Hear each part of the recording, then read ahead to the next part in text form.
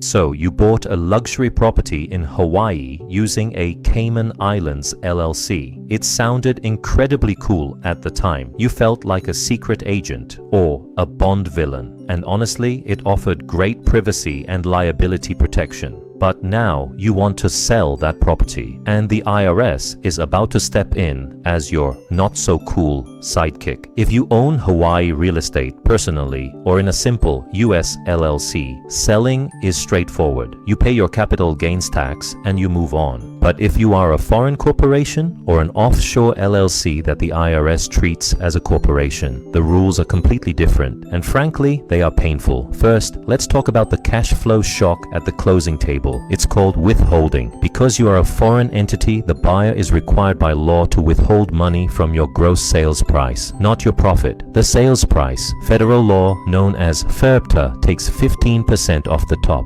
Hawaii law, known as HARPTA, takes another 7.25%. That is 22.25% of your entire sale price held back. That money isn't gone forever, but it is going to visit the government for a long time until you file your tax returns. And when you do file those returns, that is where the real difference hits. If you were an individual, you'd likely pay the long-term capital gains rate. That's usually around 20% federal. But a foreign corporation doesn't get the capital gains rate.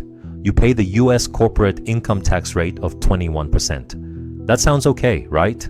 Wait for it. Because you are a foreign entity sending those profits back offshore, the IRS hits you with a second tax. It is called the branch profits tax, and it is a massive 30% tax on your after-tax earnings. So let's do the math. You pay the 21% corporate tax, then you pay 30% on what's left. Your effective federal tax rate can jump from a comfortable 20% to over 45 or 50%. That is a huge chunk of your equity disappearing just because of how you hold the title. Now, there are exceptions, there are tax treaties, and there are elections you could have made years ago to be taxed differently. But you need to know this before you list, not 3 days before closing when your CPA starts panicking. Don't let your hard-earned equity get lost in translation. I'm Jason Wong, Principal Broker at Island Dragonfly. We understand the complexity of luxury and foreign-owned transactions in Hawaii. Visit me at jasonwong.us or check out islanddragonfly.com. Let's make sure your exit strategy is as smart as your entrance.